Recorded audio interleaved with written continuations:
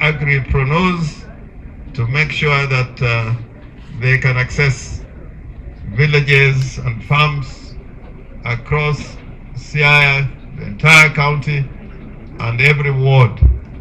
I'm made to understand that today we are flagging off 21 motorcycles, and with the numbers we have, we are sure of having a motorcycle available in each. Today we are talking about value addition under a program known as value chain development, which is very important program. This program we are doing together with the national government. And the intent of our visit today in Nyalgonga, which is a famous village known across the country, is first to open the cereal store, the grain store. We want the farmers in North Lego now not to travel long distances in search of fertilizer, seeds, or even lacking a place to store their grain and other harvests. My chief officer, Elizabeth Adongo, talked about post-harvest losses if there are no sufficient and nearby warehouses and stores. So this grain store is going to play a very important part in addressing the needs of farmers to access seeds, to access fertilizers, and to have a warehouse where they can store their harvests. Secondly, we are flagging off motorcycles to our agripreneurs to make sure that they can access villages and farms across Siaya, the entire county, and every ward. I'm made to understand that today we are flagging off 21 motorcycles, and with the numbers we have, we are sure of having a motorcycle available in each ward, and in some sub-counties too, for that matter. So we are addressing the issue of not only having extension workers, and if anybody thought that we don't have extension workers in Siaya, they are here before us, and they're going to be facilitated with motorcycles for better performance of their work. Thirdly, we have encouraged our farmers to be food secure, not to rely and depend on food imports, whether from outside the country, externally from other countries, neighbors, and we import sometimes from as far as Brazil, sugar, rice. We depend on countries like Pakistan. We want to be food sufficient, to have food security, so that our nation, Kenya, and our county, we can be proud of our work and our well-being in terms of food production. And finally, we wish that we intensify our farming activities so that Siaya does not rely on subsistence farming. That is why we're talking about agripreneurs. And in having agripreneurs, we are saying we want what I may say in Kiswahili, kilimo biashara. You are not just producing food for subsistence, but you're producing food as an income generating resource.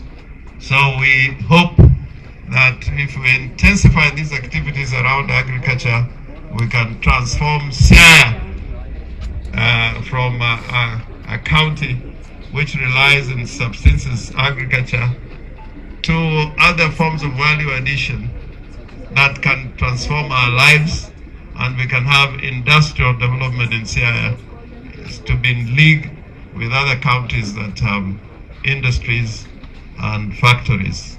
And in Siaya, I think we have begun the journey, and we're going to end that journey triumphant if we have dedication and commitment to our work. Enotie chieng' makende kendo ma wan kaka county government ma Siaya wan kod mor ahinya mar rwako governor marwa ma Siaya mheshimiwa James Agri Boborengo kane obiro yawonwa cereal store kata store ma ikane yuto kata produce mwagolo kowuok e weche mag pur.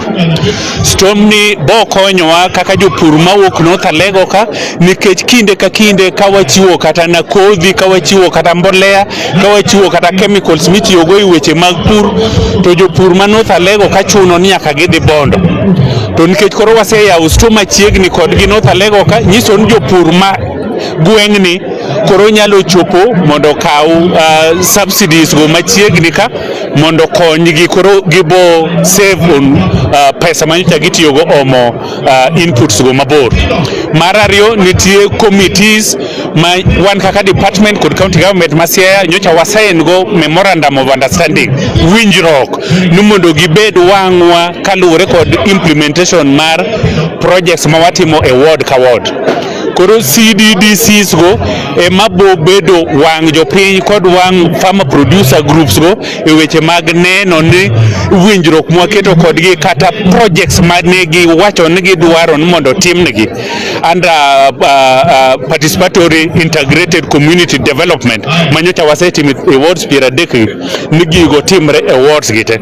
Kantie kony moro mar pesa kata mar machine kata mar equipment mabiro tichiwo community to CDDC committees community development committees ema wabo tiyogo to release gigo and we hold them accountable gini ema gibo bedo wang' department.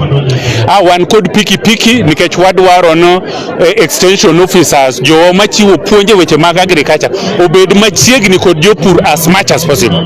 Koro kawuono be ne wa flag off wabiro woko mondo dhi ochak tich piki 21 ma wadwa tiyogo under project mar NAV CDP no mondo jopur koro yud puonj kod information kod kony kowuok kuom department wa mar agriculture machiegni kodgi. Mogik wan kod nyithindo manyocha wandiko miluongo agripreneurs mwadwa tiyogo mondo kony department officers. Gin wabo tiyo kod kuom dweche 18 mondo gimed chiwo rieko kod information e weche mag pith, e weche mag pur, e weche mag aggregation, choko mwandu duto magisekayo kowuok e puothe, e weche mag value addition, neno cham kowuok e puothe to ok kethre kapod ok ochopo e siro kod e weche mag dwaro chiro. Koro agripreneurs 44 nyocha wasekawo mane wa release gi kawuono mondo gidhi gichak tich to kaka under project no wadwa ndiko moko 176 so that bang gini duto by next end of September this year bo bedo no one code agripreneurs 216 agripreneurs gi bo konyre kod extension officers magwa ma department ondiko mondo nen jopur duto ma Siaya oyudo kony e weche magitimo. Thank you so much. That was good. Yeah, thank you. Maybe a farmer. My name is Engineer Charles Makonyango. I am the chairman of Siaya Beekeepers Cooperative Society Limited. Our main job is to encourage bee farming in the whole of Siaya County. We are glad to be connected with the NAV CDP. We have signed the memorandum of agreement today. They are going to help us in engaging the bee farmers in Siaya County. They will be supporting us in getting equipment and to encourage more bee farming. They will also support us in recruiting more bee farmers in Siaya County. Currently, Siaya Beekeepers Cooperative Society has got a membership of 150. Our target is 500 for the whole of the Siaya County.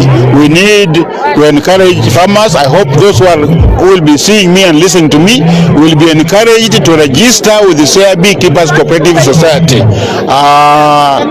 so that we can make bee farming, which many people are afraid of.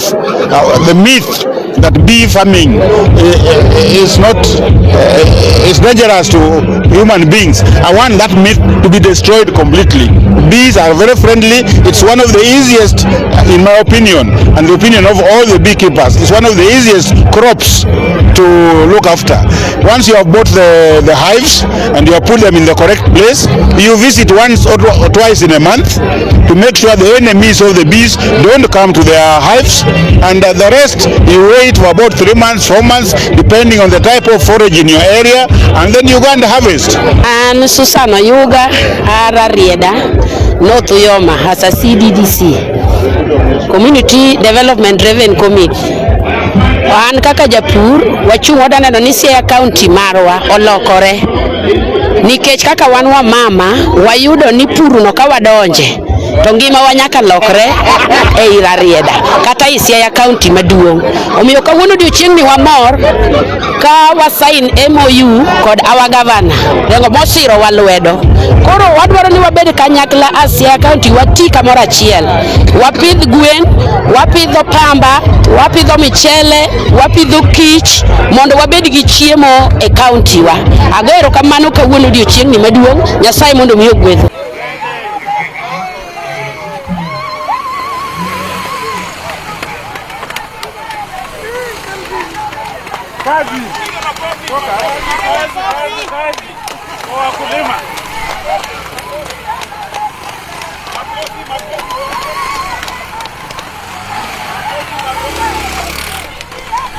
Kako guro nyalo maki ma ok inend mare ko ni lokri to lokruok tami lo mwaneno ni bebe koro iye ka nitie jok manyalo biro to timo sampling mar lo.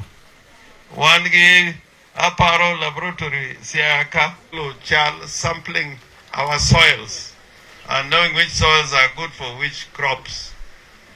To nitie jomoko ma bende rango ni koth nyalo chopo odiochieng' mane to biro bedo koth maromo nadi. Koro joma kamago wadwan gibed e kindwa ka. Wach mar siasa, nikech siasa bende kigoye to onge gima wuok e siasa no to pod ok onyal bedo kama ber piny. Ka siasa kolos maber to bende piny ok nyal bedo maber. Omiyo odiochieng' ni waya Koro unu ndala kendo we've unveiled you. Erokamano mana agreement maru magi jo North Alego. Sign. Ma uyo makendgi. Erokamano. Usekao picha. Okay. Haya, picha. Mara Rio, Governor wa Yero East to Kenya. East to Kenya CDDC. Unu wacho nani un maunango? Une system. Wacho nigi system. To Nyasaye be wacho ni ng'amomi mang'eny be itimango ibo dwar kuomgi. Koro jo deep state ok ubi wewa down. Uwinjo mine be the next group man godo governor magi iluongo ni farmer producer organization, iluongo ni Bora Marketing Cooperative. Bora Marketing ochung' e weche mag gwen. Koro kariburu, we are signing with them and masani kidwaro. Okay, photo opportunity. Take time for the photo. Let's take time for the photo.